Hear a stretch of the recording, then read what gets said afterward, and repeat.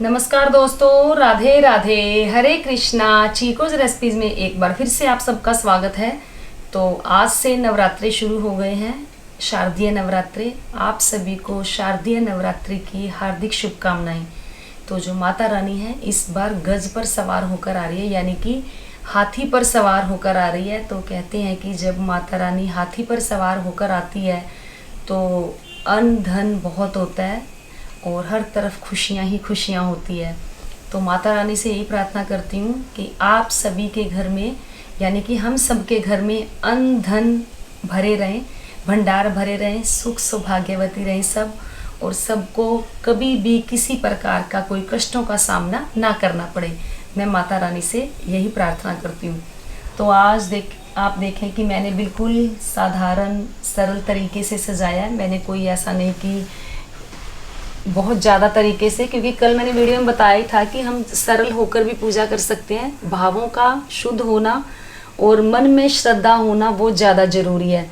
तो आज बिल्कुल पारंपरिक तरीके से जो पूजा अर्चना पहले के लोग हमारे बड़े बुजुर्ग करते थे, मैंने बिल्कुल उसी तरीके से सजाया है।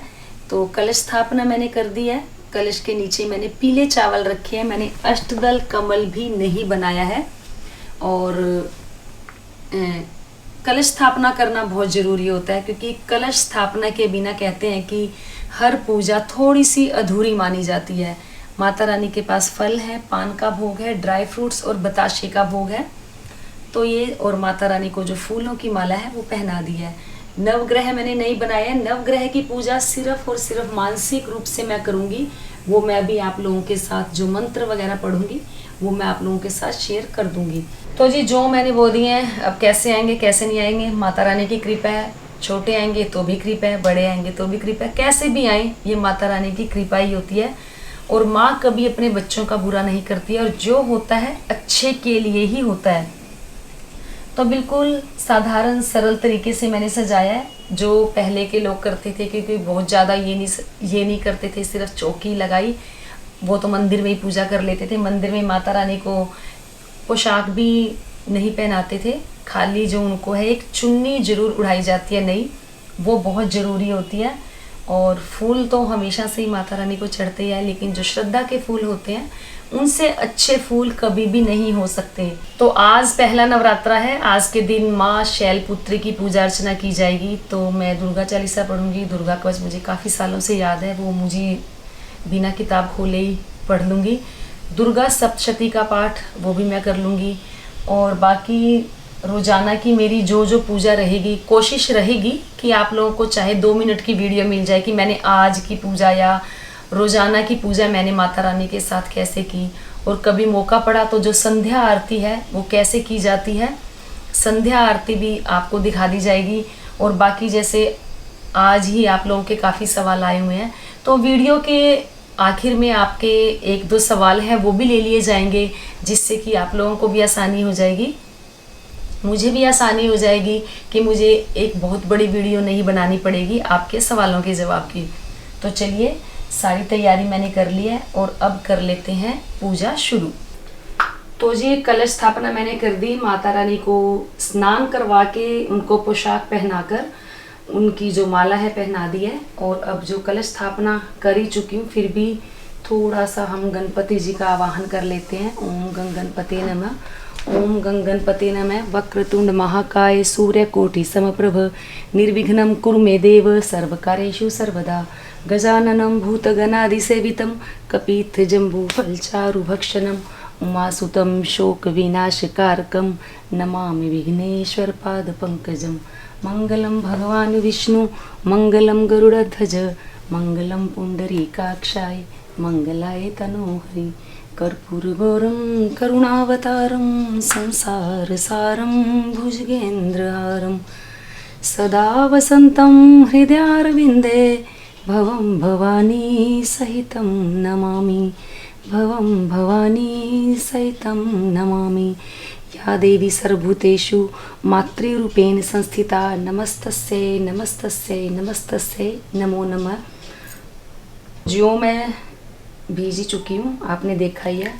बस थोड़ा पानी और डाल देते हैं, क्योंकि अभी ये जो मिट्टी का पात्र है ये अभी बिल्कुल कोरा है, पानी में भिगोया हुआ नहीं है, तो इसको हम थोड़ा पानी मिट्टी में ज़्यादा ही डालना पड़ेगा, जिससे कि जो पात्र है पानी सोख ही लेता है और जो नमी है जौ में बनी रहे, इसलिए थोड़ा पानी पहले दिन ज़्यादा ही डाला जाएगा।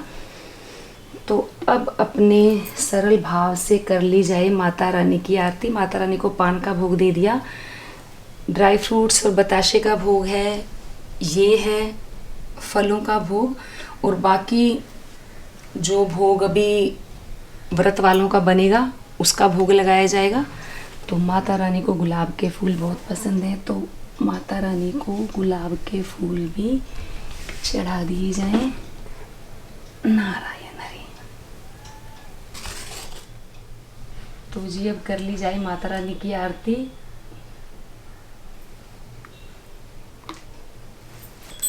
जय अम्बे गौरी मैया, जय श्यामा गौरी, तुमको निस दिन ध्यावत हरि ब्रह्मा शिवरी। जय अम्बे गौरी। मांग सिंदूर विराजत टीको मृग मद को, मैया टीको मृग मद को, उज्ज्वल से दो नैना चंद्र वदननी को। जय अम्बे गौरी। कनक समान कलेवर रक्तांबर राजे, मैया रक्तांबर राजे, रक्त पुष्प गल माला कंठन पर साजे। जय अम्बे गौरी। तो जी आरती हो गई है, भोग भी लगा दिया, तो एक दो सवाल आप लोगों के जो हैं वो ले लिए जाएं। सवाल है गीतांजलि गंभीर का कि माता रानी को 9 दिन भोग प्रसाद और फल क्या क्या लगाना चाहिए। तो जी अन्न का भोग 9 दिन नहीं लगेगा, माता रानी को फलों का भोग लगेगा, ड्राई फ्रूट्स का भोग लगेगा, और जो मान लो खाने का भोग लगाते हैं तो उसमें अनाज नहीं होना चाहिए, उसी का ही भोग लगेगा, और वो फिर प्रसाद के रूप में घर में सब खा सकते हैं। तो फिर सवाल है कि 9 दिन तो क्या पान खा सकते हैं। तो जी पान का भोग माता रानी को लगाया जाता है, तो व्रत में पान खाया जा सकता है, क्योंकि मैंने अपने बड़ों से सुना है कि पान का भोग लगाते हैं तो वो खा ही सकते हैं। और जैसे कभी मालपुए का भोग लगा, खीर का भोग लगा, उसमें अन्न होता है, वो नहीं खा सकते हैं। तो फिर सवाल है कि जैसे कई बार जिस दिन तो सवाल ये भी है एक दो कि जिस दिन जैसे आज नवरात्रे शुरू हैं तो पीरियड्स आ जाते हैं, तो कैसे किया जाए। तो जी आप अपने व्रत रेगुलर रख सकते हैं, लेकिन जो पूजा है, आरती है, वो घर में किसी और से करवा लें। कलश स्थापना है वो भी आप किसी और से करवा लें।